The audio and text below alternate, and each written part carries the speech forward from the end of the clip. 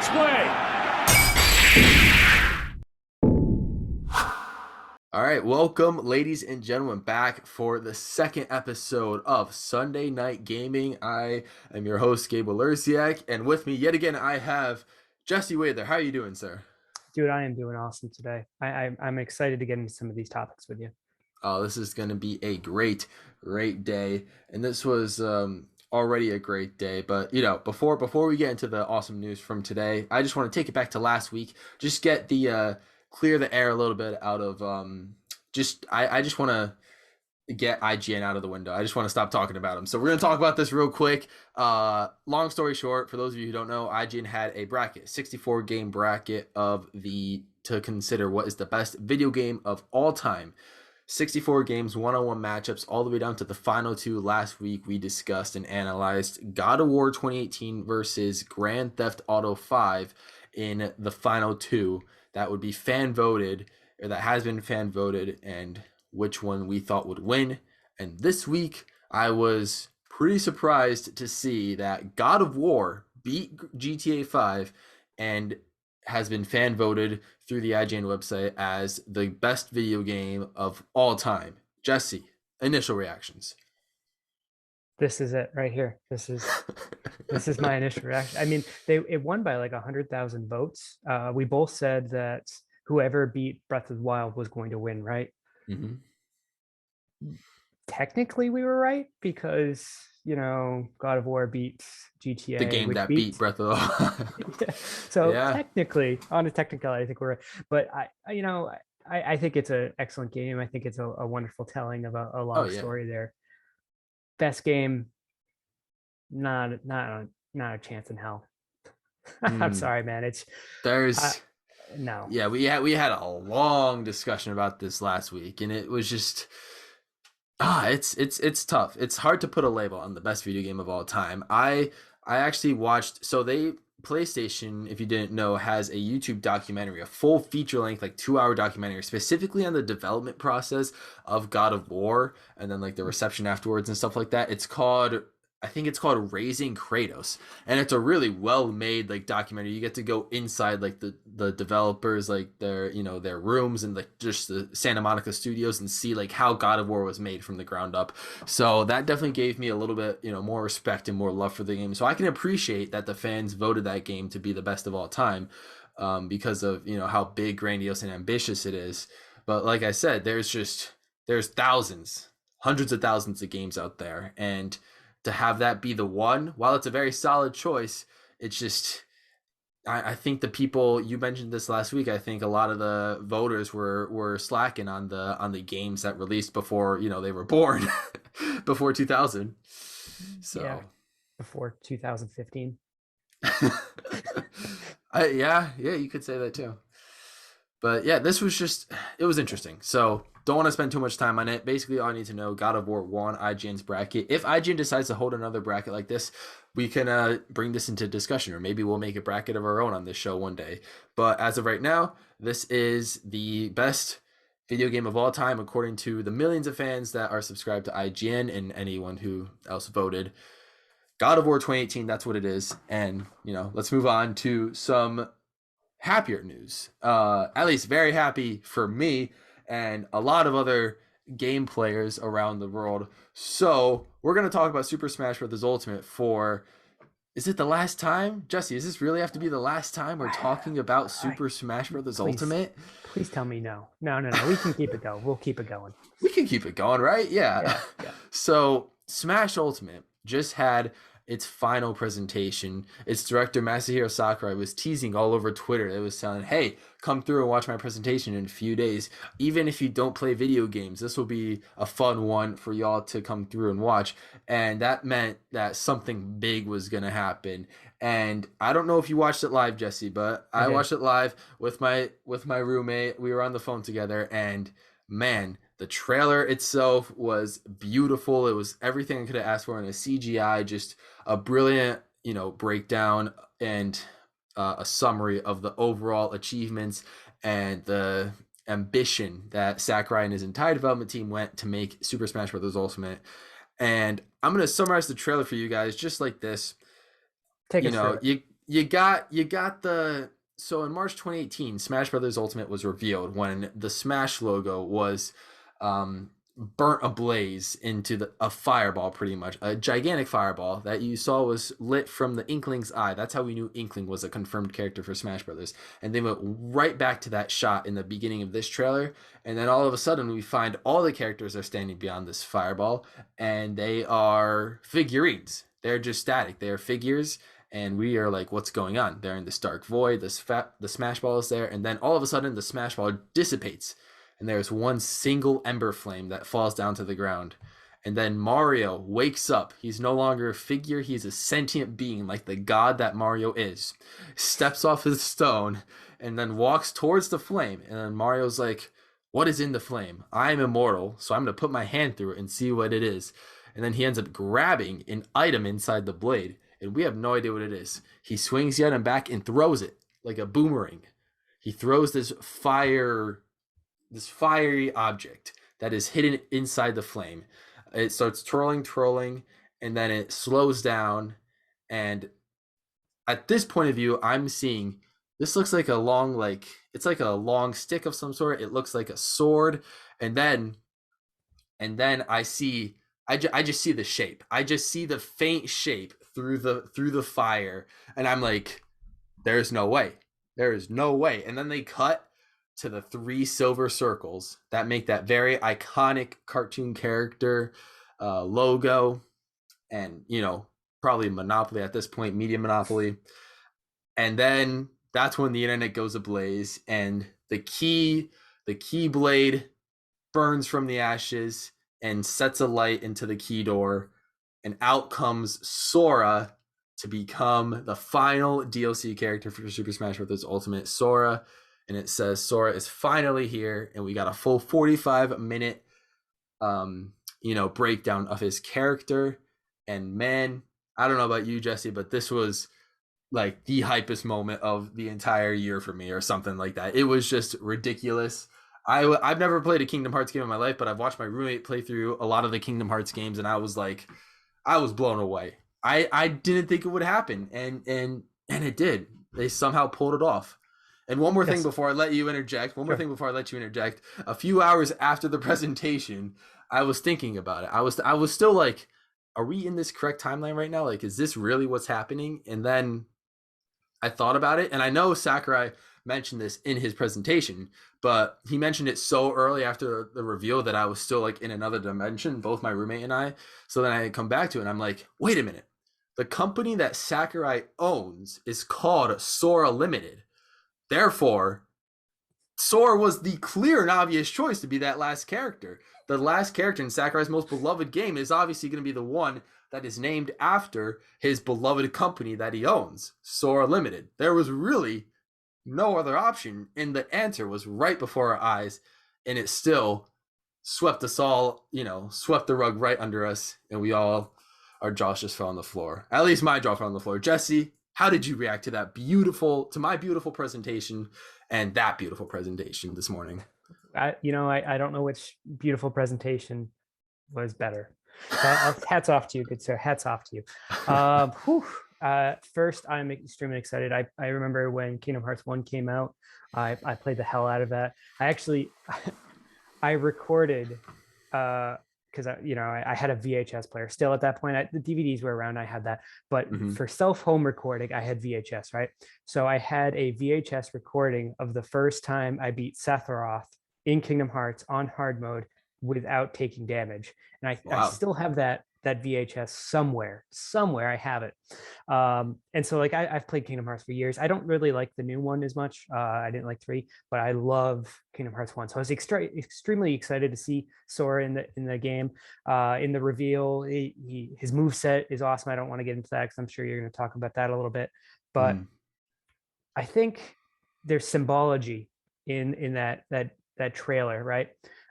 When everything's ablaze, the game is burning bright, all the characters are all new, and I think it's for the creator. Everything is passionate for him, everything's great, and then it starts to die down. He's been building this game for years. He's tired of it. One single flame falls. It's Sora, his final kindle, his final joy, passion, spark of this game, and it lights everything ablaze again and reignites everything for him. But it is the final chapter, and I really, that's what I see. I see poetry in motion as Sora flew out of there. It was a touching moment. It was really a trailer that brought the utmost emotion and was one for the ages when it comes to building up hype and telling a wonderful story that has so many layers in it, capping it off with Sora and Mario shaking hands at the end. Who would have thought that that would have happened? And now here we are living today, and this is a reality. Sora, guys. So Sora comes out on October 18th of this year, and if you already bought Fighters Pass 2, you'll get him for free. He's got 9 different music tracks available, which is pretty awesome. They're also, you also get your classic Mii Fighter costumes if you want to purchase those as well. Doomslayer's a Mii Fighter costume. I mean, still pretty cool, but Sora's the main talk here for this. And Sora has an incredible stage as well. Forgot the name of the stage though. Hollow Bastion. That's the name of the stage. It's a great stage, and it shows that's a Kingdom Hearts 1 level, right? It shows like one of the it's like the massive final level stages of Kingdom Hearts 1. Yeah, and then it fades into like the dive within the heart or something like that, where it's just you're inside of that, and it shows the mural with all of the other Kingdom Hearts characters showing up. And then it was just it's something to behold. And then when you see the end of the presentation, Sakurai is talking about all the achievements of the game, how there's 89 characters in an official Nintendo licensed video game, and published video game I should say, and then they brought like the play stats of like how there's, I think it was like 9 billion KOs since Smash Ultimate came out, and yeah, I think that was a few million like matches and hours played for offline matches, and a little bit less for online matches, and just the huge amount of accolades for Smash Ultimate really goes to show how much of an impact that Smash Ultimate has had on the gaming community for these past 3 years, and how much gaming developers all across the world are willing to collaborate with each other to really take one game, be very selfless about their IPs and their products, and just join the celebration, join the fun for this one game that's not really there to compete as like, hey, we're the best fighting game because we got the most notable characters. It's just a game that is here to celebrate what gaming is, to bring people of different cultures, of different childhoods and different gaming experiences, bring them all together to one enjoyable experience, and to give everyone a character that they can play as in this lovely game with almost 100 characters, which I might say quite a few times in this podcast, but that's just how insane Smash Ultimate is. And yeah, I like I said, I had that YouTube video where I came out with 10 different options of characters that they could have had, and I did not even think of Sora. I did not expect Sora in the slightest. But who would have thought? Who would have thought just the beautiful poetic irony of revealing, by definition, an anime swords fighter as the last character, and then everyone just losing their minds and loving it because Sora is just that popular, that iconic, and tied in with Disney, of course, with a I guess a polarizingly critically acclaimed franchise as Kingdom Hearts. So Jesse, I mean, what else can you say? Like, it's Sora. Yeah, it's Sora. Let me talk about this. So as I'm watching this on my phone, okay, and so the comment section is where my eyes are kind of following once the reveal really happens and you see Sora, and the outcry for Waluigi. I know everyone. Oh my gosh, there was a lot of people that wanted Sora, but the outcry for Waluigi was hilarious. That's actually funny. It didn't have like there was like crying emojis and people yelling "Wow!" throughout the entire time. I hope they were just joking. No, it was serious. Like people were upset. Like why didn't you bring Waluigi into the game? Blah blah blah. Oh man, I enjoyed every second of their sadness. I mean, yeah, I am one of the biggest Mario fans out there, at least that and I'm perfectly okay with this choice. Like, Waluigi can stay as an assist trophy. He's not like the most important Mario character. He doesn't even have his own game. So like, is he really worth gaining into Smash? Who knows? But then again, Piranha Plants in Smash, we could have a whole day talking about this. But Sora, I think, definitely rightfully deserves this choice. And here's what got me the most. Before we talk about his moveset, I just want to talk real quick about the fact that Sakurai, if you remember during the Smash 4 days where they had like the whole fighters ballot, and that's where like they said, oh, Bayonetta won the fighters ballot. She's going to be the last DLC character in this game. But Yep. then they revealed in this direct, in this showcase, that no, in fact, Sora was the true winner of the fighters ballot that started nearly 6 years ago, or that ended nearly Yeah, six it's years ago to crazy, the right? day. Yeah, that ballot ended nearly 6 years ago to the day.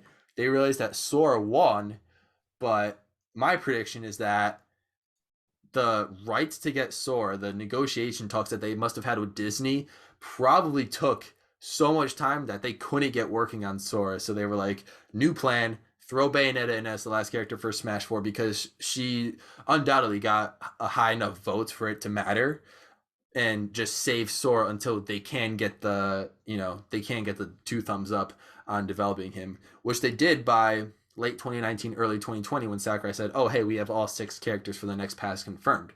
That was way back then, January 2020, when they revealed Byleth for the game. They were like, "Hey, Yeah. we have every character for the next Fighters Pass confirmed," and now we know the last one, and it's Sora.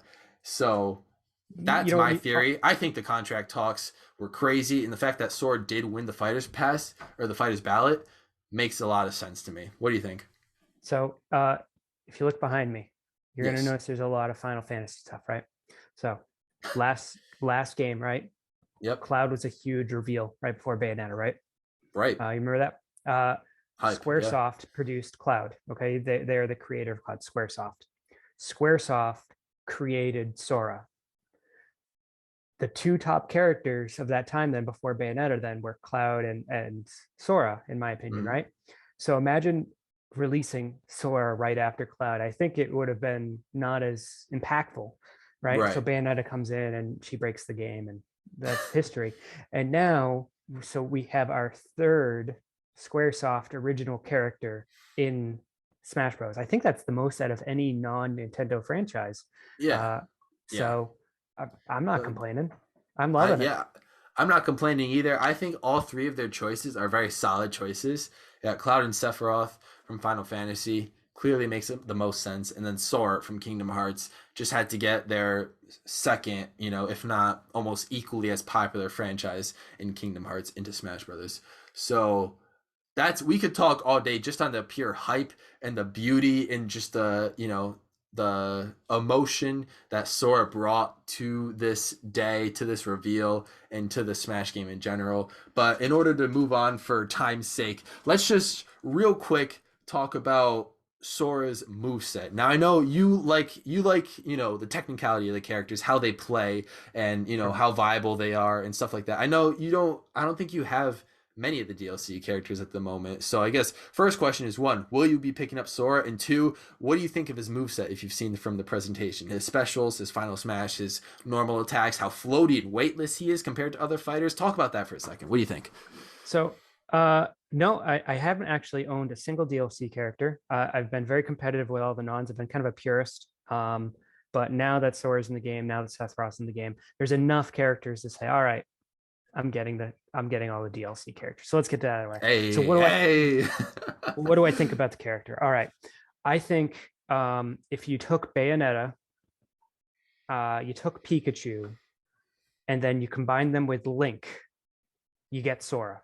Okay, his Okay. aerials, his directional aerials, I think are going to make him a very powerful character, especially when you can link his side B with his up B. Yeah. It's going to be a terrifying combo that's going to really You look you at won't what be able Meta to kill Knight him. used to do. He's going to ladder people just like Meta Knight used to do, right? Where he's just going to hit you off into the top of the screen. And then I don't know what his weight's going to be in the game. I'm really interested to see what his weight is. But Well, his he's lighter spell than arsenal, Isabel. You saw that. yeah, I did So see that. So I don't know how much that's going to impact him. But right now, I say he's not going to be the Pyra Mithra of the game. I don't think he's going to have that instant impact because I think people really need to figure out those spell combinations because everyone's right now looking at that side B up B, side B up B. I get it. look at the spell combinations, get those patterns down, because those are really going to be what makes Sora a high tier character. I'm really excited to see him. I think he's grounded enough where he's not going to be super combo-y. He's not going to be super gimmicky. I think he's going to be a well-rounded character that shows what Link could have been if they used his arsenal correctly in this game. Mm-hmm. What do Yeah, you think? you're totally right. I'm kind of a fan of Sora's moves. They made his moveset a bit easier to understand for for players like me, just to to get more to learn the character more often. Like his neutral B, which I think is what you referenced earlier with his all his spells, I believe they're actually in an automated order. So they're gonna Yep. automatically go from fire to lightning to ice, and I forgot their true names, but that's basically what it is. And I'm like, hey, lightning, that's like 3 times of Pikachu's Thunderbolt, just all in one, pretty much, which is kind of hilarious. And your fire shot, as Sakurai said, you can keep spamming the button to keep doing your neutral B until you stop pressing it, and then it'll auto switch to the next one. So that's a strategy to think about on which neutral B move you want to use. Maybe you just want a neutral B just to neutral B so you can get to your preferred move. Maybe that might be an option for you. Who knows? He also has a counterattack for his down B, which is brilliant. I love that. I love characters that have counterattacks because it brings an element of defense to the game. And but this one's a bit interesting too, because they allow when you perform the counterattack, they allow the character that is attacking you to go through their full attack motion, and then that will stun the character for a bit, and then you'll get to land your attack afterwards. So there really is no chance to escape that counterattack. And Sora's counterattack is also weighted in a way, which it's a stronger counterattack when you're facing the attacker rather than compared to when your back is against them. So I think all these elements combined, while the gameplay itself is simple, I do think the little niche technicalities of Sora will make him a very fun character to, master on that higher tier of of competitive play. Yeah, I'm excited to see him. I think he's going to be a good mix-up fighter. I think he's the opposite of Little Mac. Yeah. Everything seems to be in the air and everything seems to be ranged. And I think it's going to be hard for me as a Little Mac player to deal with him. He's just going to fly all around the stage and you won't be able to touch him. I know it's going to be a lot of timeouts. It's going to be like facing Sonic. Oh gosh, yeah, you're right. So guys, that is Sora. Sora is coming out on October 18th, so the hype is real. I cannot believe we are down to the last Smash character. Finally, the full roster will be within our grasp very, very soon. So of course, you already know Jesse and I are going to play Sora when he comes out, and we'll give you guys our initial thoughts, impressions, and feedback as soon as we get to play as him. That'll be exciting to talk about. But let's move on from Sora. Wish we can talk about Smash all day, but we got other topics ahead of us. We do. So we are actually going to talk about these consoles of this newest generation. It's always fun to get a new generation of consoles and just to see the launch and to see the hype. That last year was no different when everyone got really hyped about the Xbox Series X and the PlayStation 5. The Nintendo Switch came out a few years before, so it doesn't really count, but we're mainly focused on the PlayStation 5 and the Xbox. And it's a weird story because everybody was hyped up about it over the summer, and then as soon as launch happens, boom, they're sold out everywhere and no one can find them. But the thing is, they're both selling really, really well. PlayStation is outselling Xbox at the moment. I believe last time I checked, the PlayStation 5 has well over 5 million units sold in its first couple of months. It might be more than that now since we're almost a year in. And the Xbox has slightly less than that. But the fact of the matter is, no matter what the sales figures are, they're just not in stores and people can't find them. If I wanted to buy a PlayStation 5 myself, chances are I can't find one anywhere. And that kind of sucks.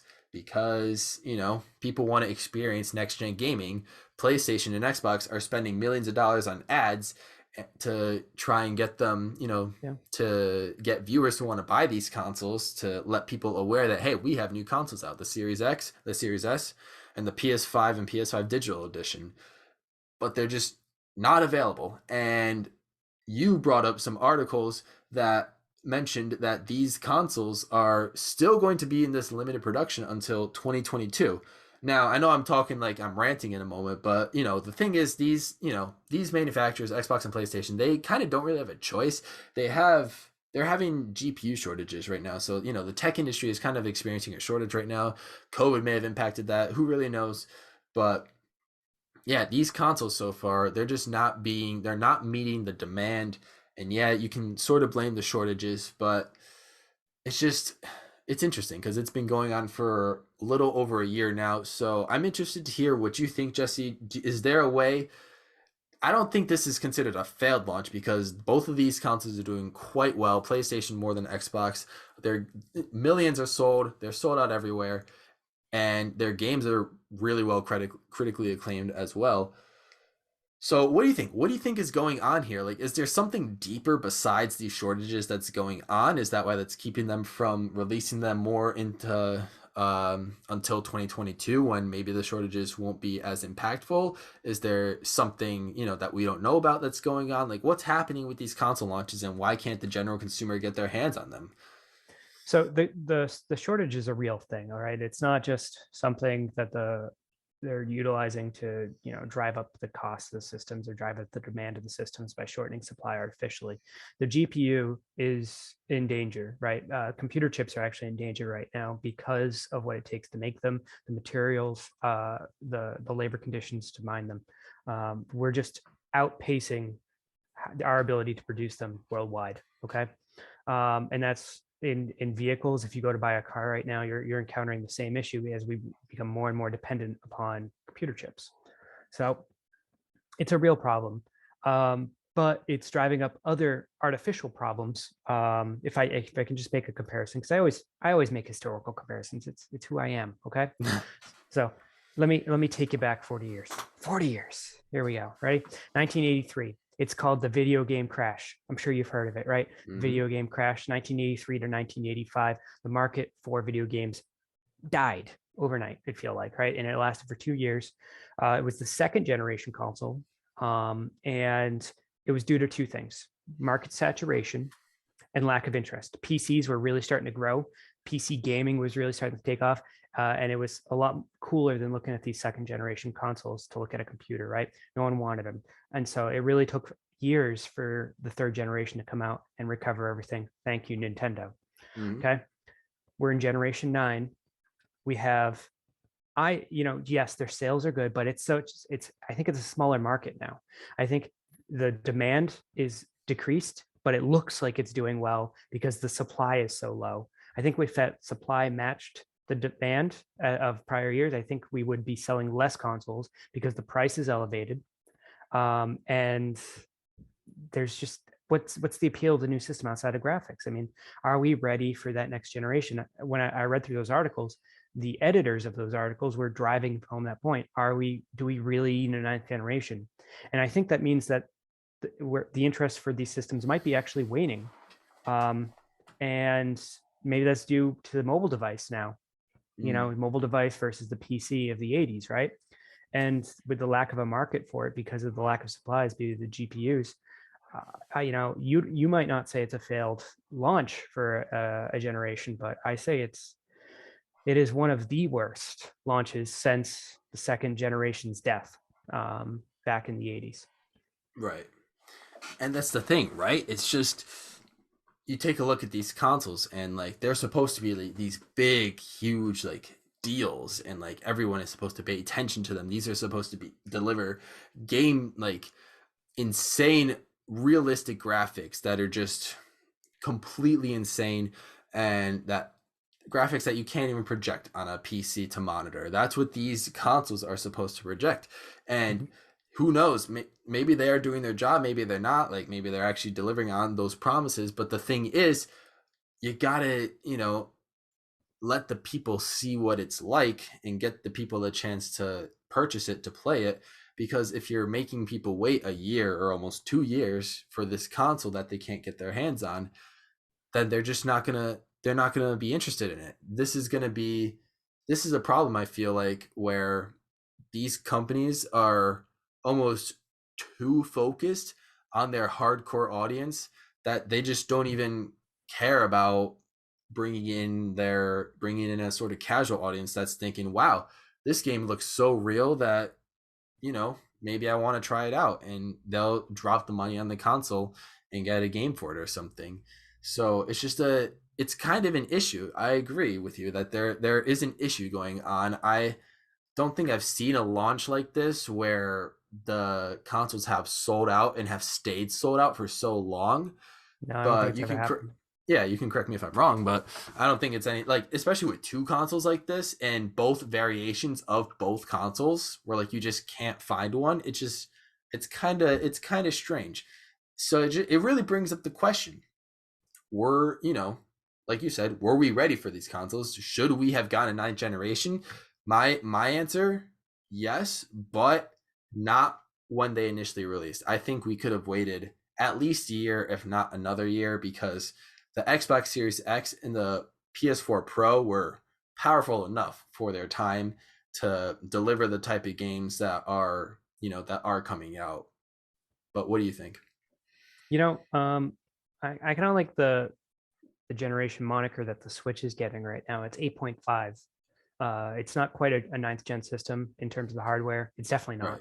not. But I love the Switch. Right? I'm stuck in that 8.5 trend. I don't need a PS5 or Mm-hmm. the new Xbox.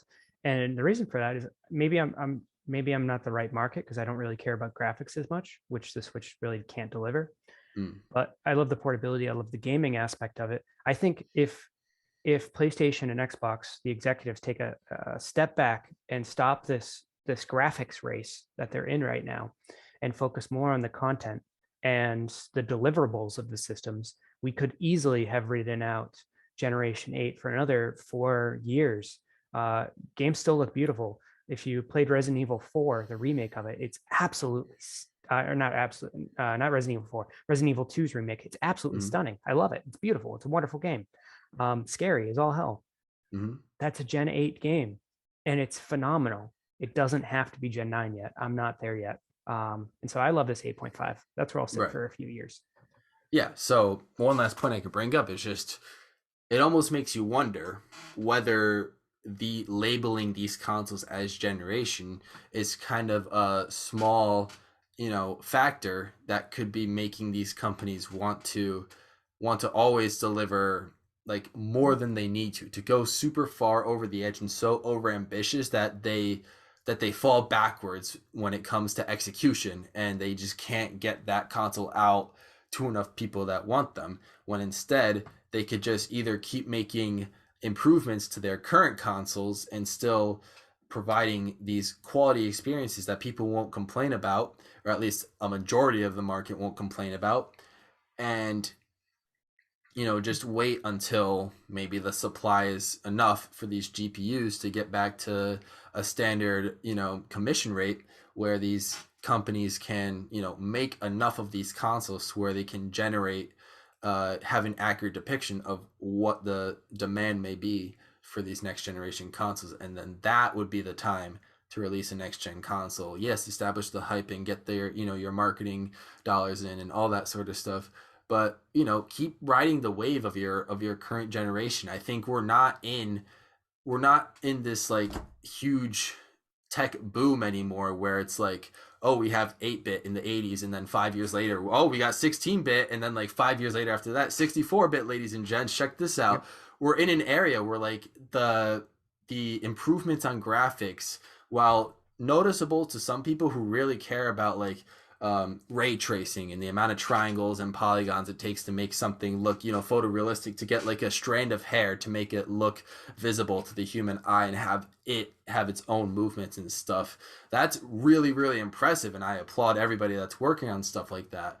But, these adjustments just aren't as, I guess, revolutionary as you know improvements from before, and I don't think they need to be as rushed as they are currently. So I say, yeah, just ride the wave, and yeah, continue working on making improvements and making stronger and more high fidelity games if you so wish. No one's stopping you. Like, their games are going to look beautiful no matter what. But if you want more people to enjoy the new games that you're making, then you know maybe consider taking a little step back and just absorbing your current wave before deciding to put all your bags in your future basket. Yeah, I can agree with you more, man. All right, so with that little spiel out the way, we are going to go into our weekly video game spotlights and fails. Jesse, Ooh. I think I want to start with you for both the spotlight and the Ooh. fail. What do you got for a game that you want to recommend to everybody? And also, what is one gaming horror story or just so embarrassed fail that you've experienced throughout your time? Go for it. All right, pressure's on, pressure's on. Okay, spotlight. I'm gonna take you to the Xbox 360. Ooh, okay. It's gonna be an RPG. Go figure. Uh, it's a Tales game. I don't play many Tales games. I own probably about 4 or 5 of them. I don't play a lot of them. But Tales of Vesperia. It was my first Tales game, actually. I got it when I was in California. I was living out there. This is 2011, 2010. And I got it for 360, and I didn't know what to expect. I kind of purchased it like I purchased last week's fail game, Walerysiak 2. I saw the box art. I said, "Oh, it looks interesting. It's an RPG. I'll give it a shot." And this time I struck gold. Game is absolutely amazing. The party system, it's not a turn-based system, but it's an active time action system for the RPG battle system. It's really engaging. It unleash new techniques, battle people or monsters in a manner that bounces them up to the air, where you can do cool combos with them and with nice finishers. The characters are very well fleshed out. They all interact very well. The storyline is very engaging. The game was it's not beautiful like you'd say like a Final Fantasy or a God of War game is. It's artsy. It's got a very unique feel to it, and I really like that about the game. Soundtrack isn't super amazing. Nothing was super amazing about the game, but it's just so well done, and they all come together so nicely. So Tales of Vesperia, it's actually on the Switch now, downloadable in its complete edition, which didn't release for the Xbox 360, with a whole new playable character that you didn't get on the 360 version, at least unless there were DLC. So I highly recommend it. You can get it on the Switch now. I've got it on my Switch. So Gabe, if you're gonna play a Tales game, this is the game to play. Okay, sounds good to me. So maybe I'll go check it out. But I won't. What I won't check out is the fail you're going to mention coming up soon. What do you got for us? All right, I'm gonna go further back now. Ready for this? Oh, okay. Nintendo NES. We're going back to NES. That's old. That's old. It's old, yeah. And I'm gonna talk about a game that I played a lot of. I played this game to death as a child, and I absolutely hate it now as an adult. Friday the 13th was a game released based on, or supposedly based on, the movies Friday the 13th. It was produced by a company called LJN. Now, LJN is infamous for owning all of the rights to movie to video game ports back then, and just taking the source material, looking at it and going, oh, okay, let's make a game. It's nothing like the movies. It's absolutely terrible. It's a side scroller where you have the ability to walk into the background of and access different areas. And so that's kind of a cool aspect of it. But you're literally like punching bats and punching like floating hands with your bare fists, which has absolutely nothing to do with the movie, which is a horror movie that doesn't feature any of those things, or punching things with your fists. It's more of like a Streets of Rage meets Castlevania game. It's so bad. If you walk left and then walk right, all the enemies respawn. There's no health, really good regeneration in the game, and so you get lost. There's no real good translation to the game, no good direction. It is one of the worst games I've ever played 100 times. All right, so I can guarantee you that I will not be checking that game out. But it is my turn, and I have. All right, let's hear some relevant games now. Let's hear it. Some interesting games. Well, I'm afraid that's not going to be the case here, unfortunately. Ooh. But maybe. Well, we'll see. So this first game, my spotlight game, I'm going with this game because of I want to pay honor to a game that came out like 3 days ago, or 4 days ago, I should say. 4 days ago, and also today. I'll explain in a bit. I'm going to talk about Game Boy Advance game Super Monkey Ball Jr. And this is kind of hilarious because I love the game. I'm a big Monkey Ball fan, all right? You Okay. may not be, I don't know. I'm a big platformer fan, Sure. and this game is one for if you don't have motion sickness. You're in the car going on long trips down to Florida, down to Virginia, maybe up to Boston, up to Maine, and you're just kind of chilling. You're playing with I or you're playing with Gongon or whoever you want to be, and you're just moseying around the stages, and it's a difficult game. It's a game where like it looks so cute and cuddly, and like the soundtrack is booming for a GBA game. Let me say that, Okay. and it's an inviting game, but then you get into it and you're like, wait a minute, this game is a lot harder than I thought. You can beat the beginner stages pretty easily, but then once the intermediate stages come for you, then you're like, wait a minute, some of these platforms, like these lines are like smaller than my pinky finger. It's like they're tiny. How can you fit a ball to go across there? So, and then once you complete that, you have the advanced stages, and then you have the expert stages or the master stages, and that's when the soundtrack is like really kicking in, like your heartbeat is thumping, and then there's only 5 stages as opposed to advanced levels like 30 stages. So that's when you know you're really like, man, that I'm like in it now. Like I could be a grandmaster if I beat these stages, and then like when you do that, you'll unlock you'll unlock infinite lives. So instead of having to go get a game over and restart from stage one of your series, Sure. you can just keep trying and trying and trying. And that's just the base game. If you got a buddy, like if you've got a brother or sister and you got like the GBA link cable, you can play the Super Monkey Ball mini games. You got Monkey Golf, you got Monkey Boxing, you got Monkey Bowling, and I think there's one more monkey game in there.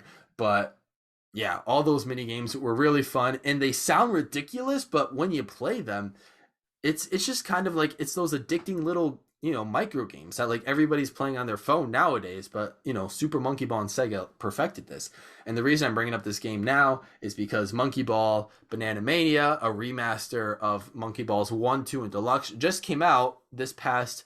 It came out today, actually, October 5th, but the Huh. deluxe edition came out on October 1st, where you get to play the game 4 days early. And I gotta say, that game is also quite a blast. So, if you want to get into some unique platforming that isn't like pretty much any other platforming game, get Super Monkey Ball, my guys. So, I can't believe I've never thought I'd say this sentence before in my life, but I'm interested in some monkey balls. wow. That is I can't believe I did some selling right there. And yeah, no one take that out of context. Super Monkey Ball is a fantastic game.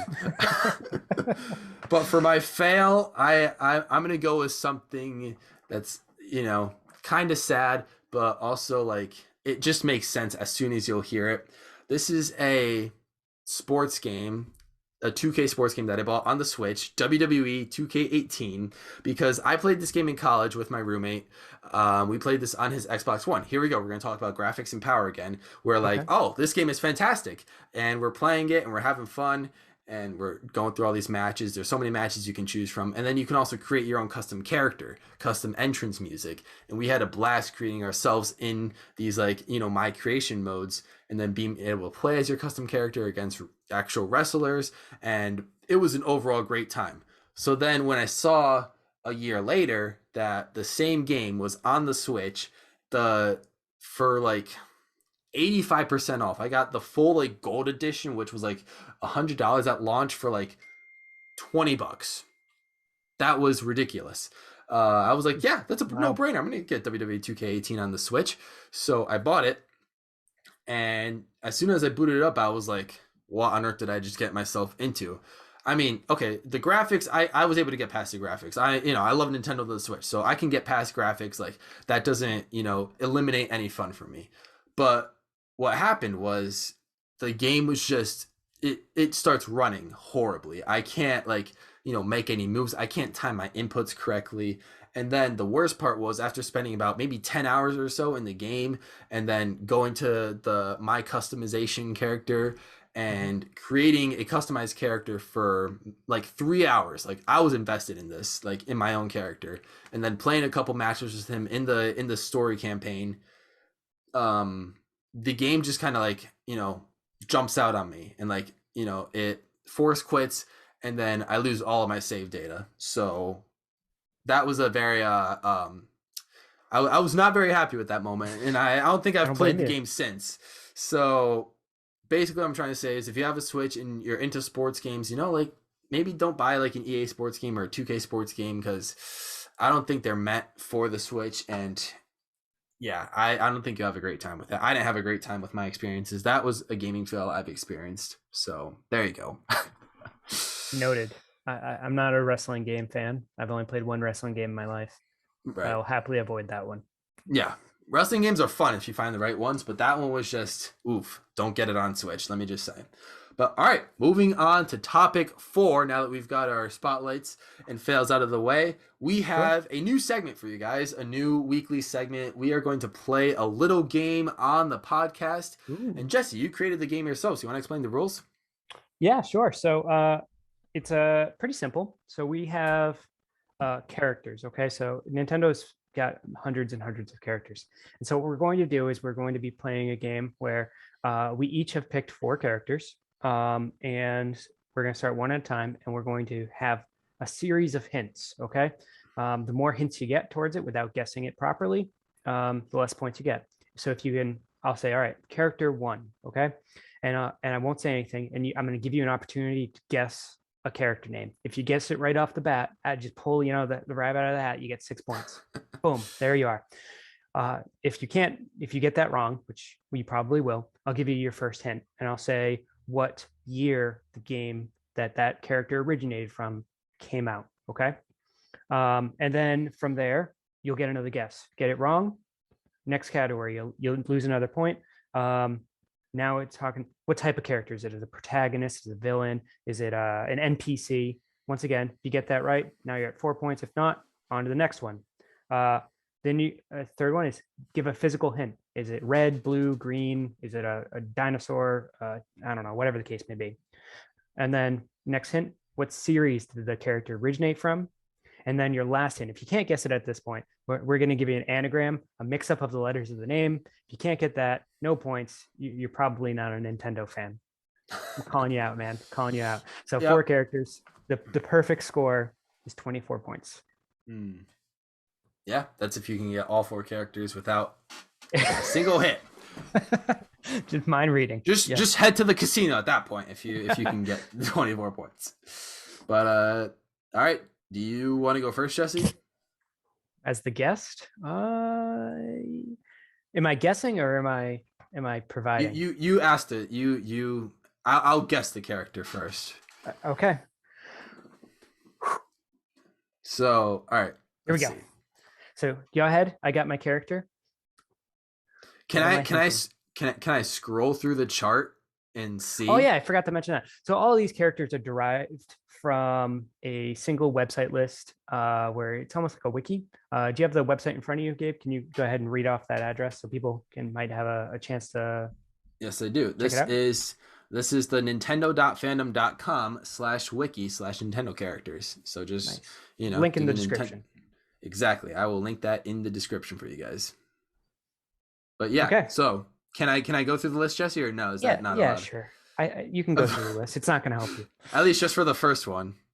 Yeah, because there's so many. All right.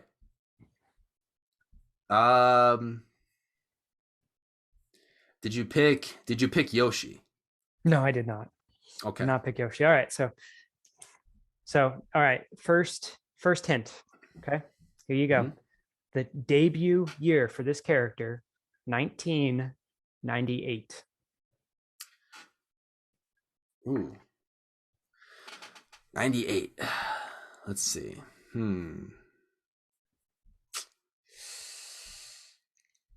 What games were coming out in 1998? That's the real question. We should start a timer. Give you like 10 seconds. Yeah.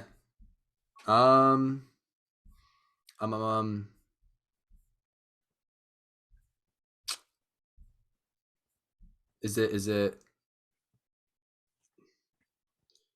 Nah, it can't be. Okay, yeah, go ahead. What's the next hint? Give me a guess. Give me a guess. Is it one of the Pokemon trainers, like Red or? It's not Red. All right. Okay. So protag, enemy, villain, NPC. It's an NPC. It's an NPC. Oh no. Okay. Shoot. Is it 4 seconds. shoot. Who the What's your heck is guess? it? Uh, I'm gonna have to pass. I don't know. I don't have one. All right. Physical trait.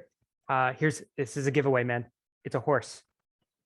Oh gosh. Is it Epona from Zelda? Aponia. Yeah, it's Aponia. I got Good you. job, man. 3 points for you. 3 points for you. Okay. All I'll right. take it. All right. Take it. I think For someone I who's gave not you played Zelda, I'll take it. that was a gift. A gift horse. That was the gift horse. All right. Ah, You ready? I'm ready. All right. I'm going to guess Kirby. No, I is was not. so confident. I was so confident. All right. All right. What's the debut year? 1993. 93. Oh boy. Star Fox. Nope. Okay. So his physical descriptor is that. No. Type. Protagonist, enemy. Oh, whoops. Okay, yeah. He is a villain / anti-hero. Villain / anti-hero. 93. Metroid. I don't know. I don't know. I don't know. All right. Nope. Physical. Give it to me. Yeah, physical attributes. He wears a cape. Okay. Meta Knight. Yes. Yep. You also got right. 3 points. I was like, oh, when you guessed Kirby, I was like, dang, yeah, he's so close. Literally one off. Wow. All right. It gives me some confidence. All right. Character 2. So now my turn to pick a random character from this list. Okay.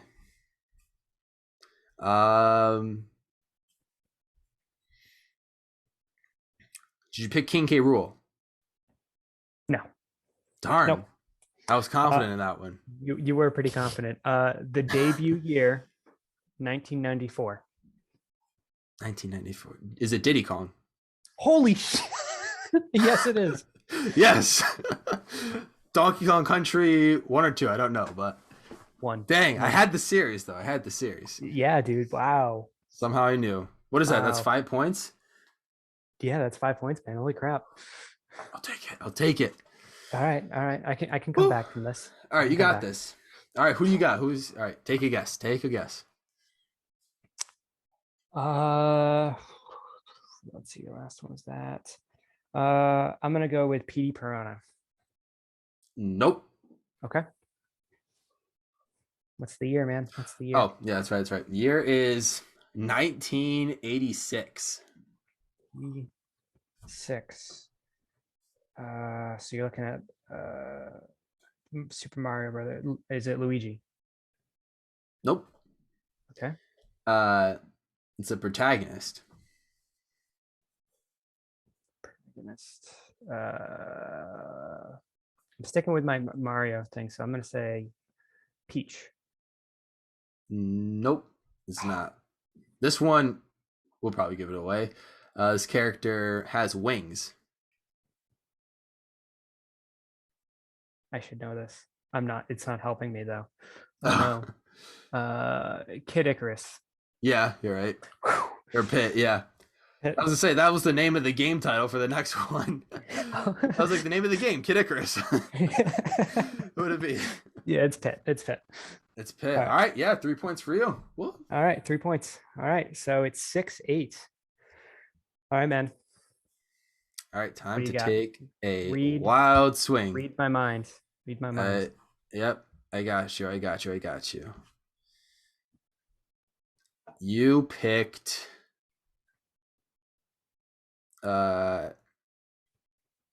Did you pick Wolf from Star Fox? No. Okay. All right. Debut year 2012. Oh boy. Oh, hold on. See, I'm Hold not looking on. at a list here. I just want you to know that. If for everyone watching, I'm not looking at the list. I'm not Yeah, I cheating. know.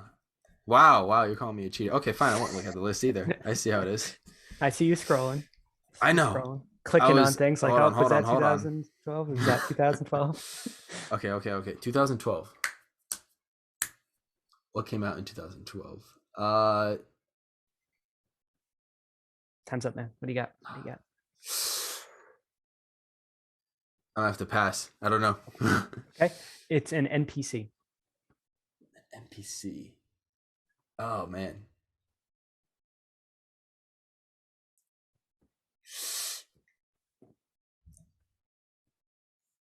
I don't have one. That's not All right. helping. It's yellow. Yellow. Yellow NPC 2012. What? All right, man. That's a Time's Chocobo. here. No, that's not even Nintendo. Chocobos were back in the early days. Yeah, no, I don't know. This is weird. All right. I'm losing my points. It's okay. It's okay. This is going to give it away for you. It's from Animal Crossing. That goddamn dog. Why on earth? I should have known. Should have known. All right. You don't even have to say the name. You don't even have to say the name, do you? I don't need to say for everyone else. She doesn't deserve to have her name said. It's Isabel. On this podcast. I'm cutting that out. Cutting out that whole character segment. All right. Take a wild guess at this next one. All right. I am going to say Little Mac. Nope. Oh, okay. The year is 2005. It's probably like my worst time frame of gaming of all time. Yeah, right. 2005.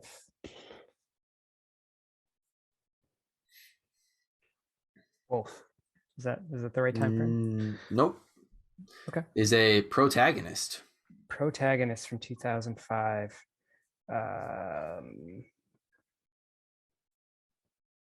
Ike. Nope. Okay. This character, he's got a power plug sticking out of his back, like an Chibi robot outlet plug. Yep. Yes. The Robo.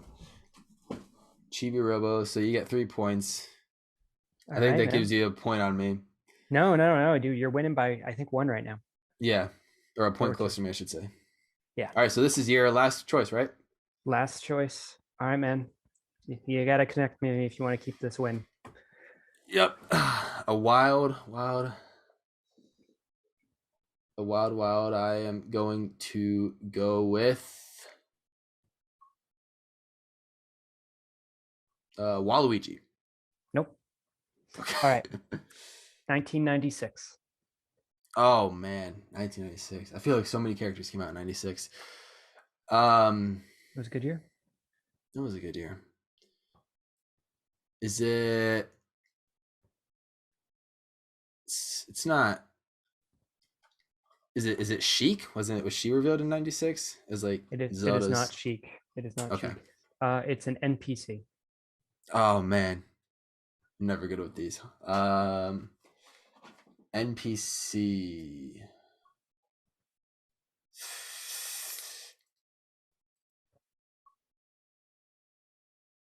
I see my victory almost assured now. Yeah. What do you got? I'm gonna have to pass. All right. Physical feature has red spiky hair. Red spiky hair. Mm-hmm. I mean, the first one that comes to mind is Bowser, but he didn't come out in 96. Is it like Ganondorf, like his like human form? Was that come out in 96? Nope. No. All right, series Pokemon. Who the heck is a red spike? Is it like Charizard? Like no, it's not Charizard. All right, here's your anagram. You ready for this? Canle. Once again, Canle. Canle.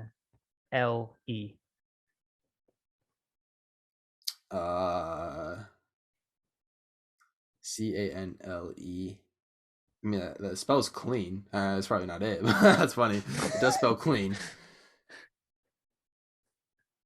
Uh,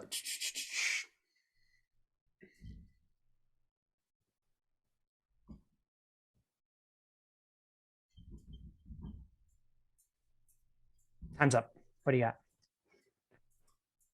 I mean, I don't have anything in my mind. I just had clean. I couldn't get away from clean. Who is it? I've never heard this character. It's Lance, the Dragon Master of the Elite Four from the original Pokemon games. Yeah, there was no way I was getting that. That was a good one. Boom. All right, so I got 0 points. Yeah, so you are definitely winning this one. Take a wild shot. All right, wild shot. Wario. Nope. That would have been great for the views. It would have been great for the views. This is from the year 2000. 2000 Nintendo. What 2000 was what, the GameCube era? I don't know. Princess Fluffy something. I don't know. Nope. This character is a NPC. Yeah, NPC. Maybe a sidekick. I'm not entirely sure, but I believe NPC.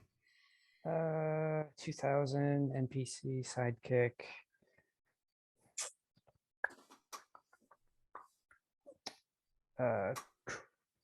Cranky Kong? No. His physical attribute, he wears a lot of green. Wears a lot of green. It came out in the 2000. NPC wears green. It's not Flippy. I don't. Go ahead. Next. Nope. Okay, wait. This next one. Are we doing series or actual game? Series. This is Legend of Zelda.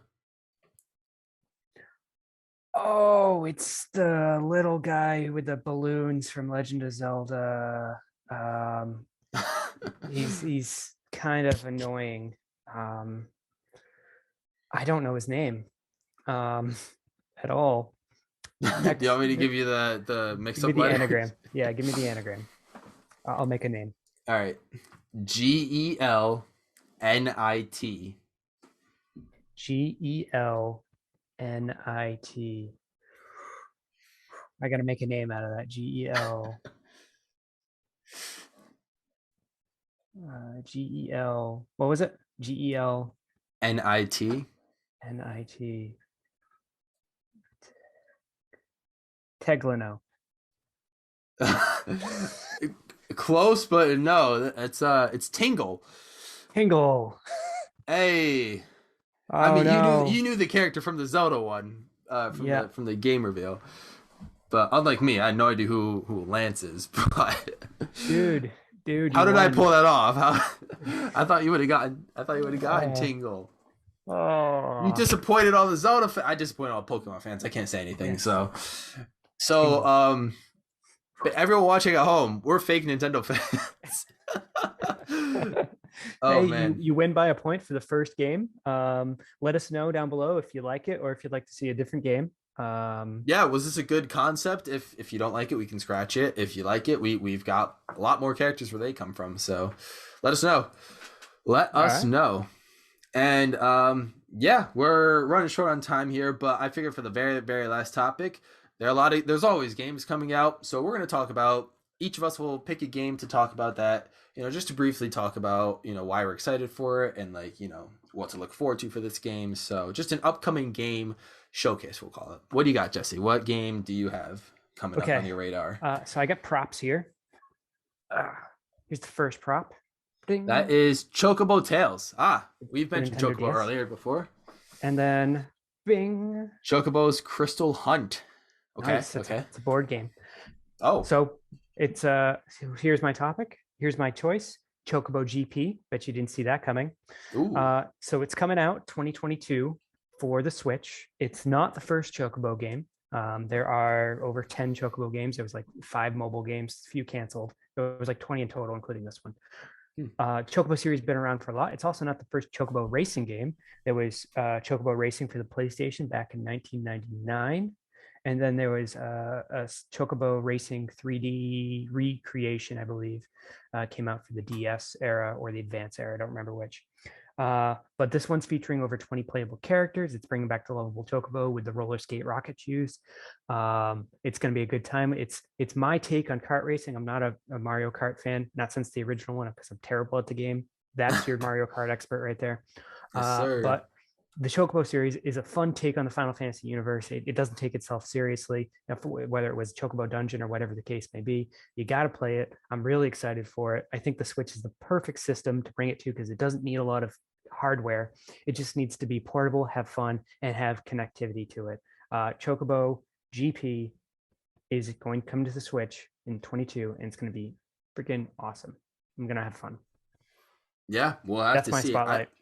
There's a chance I might actually pick up the game myself because if Nintendo's not making another Mario Kart, maybe I'll just subside and go with the offbeat version to get Chocobo It's GP.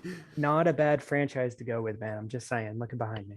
Yeah, I may not start a collection in that franchise. That seems like a lot of investment, but I do have a mini collection in this franchise that I'm going with. I am, of course, going to a Mario game that is coming out. This is the Okay. next Mario Party game that is coming out. This is called Ooh. Mario Party Superstars. And the reason that I'm bringing this game up is because it seems like for ages now that everyone has been clamoring for the ability to play against people online in Mario Party, but you were never able to do that until now. With this game coming up, Mario Party Superstars, you can actually play full length boards in their full time online with your friends, with other people even, and you can have a good time just like that. This is also going to bring back 5 different boards, all from the Nintendo 64 games. So 2 of them are from Mario Party 1, which will be Peach's Birthday Cake and Yoshi's Tropical Island. 2 of them are going to be from Mario Party 2, which is Spaceland and Horrorland, I believe. And the 5th board is from Mario Party 3, and that is Woody Woods. So 5 boards are going to be from the Mario Parties 1, 2, and 3 on the Nintendo 64. We have 10, I believe, confirmed characters of all like their Mario mainstays. There, of course, may be more in the future that will come out. But overall, and there's also going to be 100 plus mini games from all across the Mario Party series, not just the Nintendo 64 ones, but the 4 that were on the GameCube, and even some that were on the Wii and the Wii U. So that will be a lot of fun. And it's just a game that, particularly targeting for nostalgia purposes, but also bringing people together because, like we said before, its main selling point is being able to play a fun Mario Party game across the globe with somebody, or just maybe across the state, or with people that you haven't seen in a while. So if you're looking for just a chill game to maybe lose a friendship over across the internet, this is the one. Mario Party Superstars, coming out October 29th. All right, man. I'll have to check it out. And something came to my mind as you were highlighting the game. You know, you beat me in the game. We're highlighting new games here. So what about this? All right. If you won the game, the challenge. Mhm. So instead, I want you to give me a homework assignment, okay? Okay. Give me a game that you want me to play. All right. You got to assign me a game where I've got to give it an earnest shot at playing. And then I'll talk about it on my spotlight for next week. So, what do you got? Does that mean like you have to go out and buy the game and play it and Yeah, everything? man. Yeah. Okay. You Okay. have won the game. So, what do you got? Um,